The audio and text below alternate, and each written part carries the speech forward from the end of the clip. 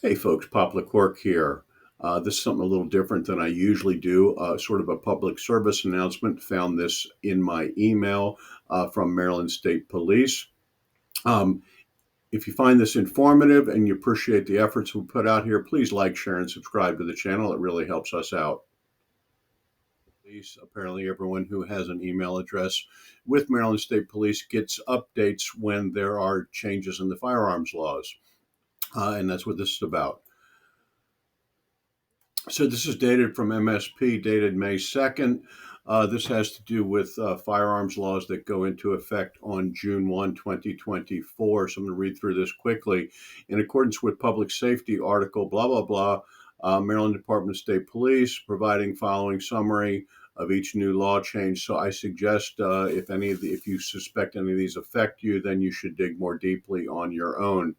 So, regulated firearms, Maryland Judiciary reporting requirements.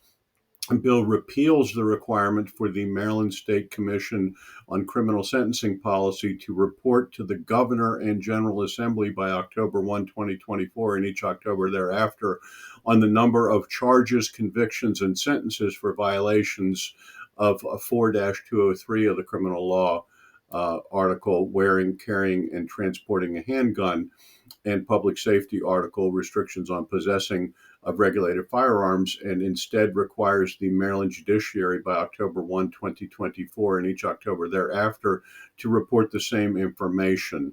So it's really just a reporting change. Bill takes effect June 1. Civil actions, public nuisances, firearm industry members, a Gun Industry Accountability Act of 2024.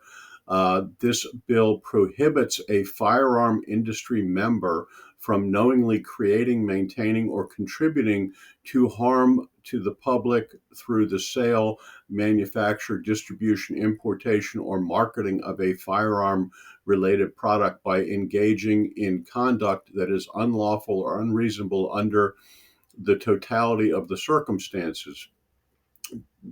Part 2 requires farm industry member to establish and implement reasonable controls regarding the sale, manufacture, distribution, importation, marketing, possession, and use of the firearm industry members' firearm related products. And 3 establishes that a violation of these provisions is a public nuisance. In addition, the bill authorizes the Attorney General, a county attorney, or the Baltimore City solicitor to bring an action against a firearm industry member for a public nuisance caused by a violation of the bill's provisions as specified. The bill also requires the Attorney General, in consultation with the Department of State Police, to conduct a specified study related to firearm trace request and report its recommendations and findings to the General Assembly. This sounds very loosey-goosey to me, um, and gives a lot of power and a lot of loose interpretation, but I'm not a lawyer. Juvenile law reform. This bill makes numerous changes to the juvenile justice process in the state, including altering the jurisdiction of the juvenile court. Number 2, altering procedures relating to juvenile intake, complaints, detention, and probation.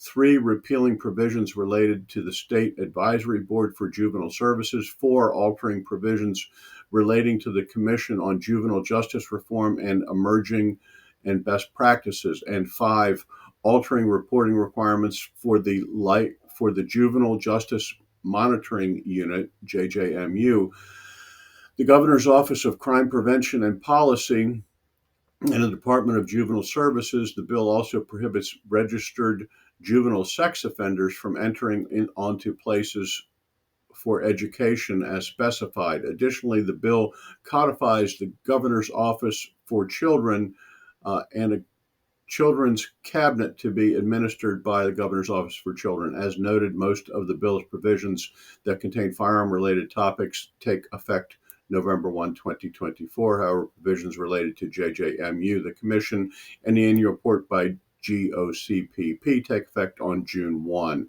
Not sure how that juvenile law reform affects gun laws or gun owners. But folks, there it is. I advise, if you want to find out more, contact Maryland State Police or look online.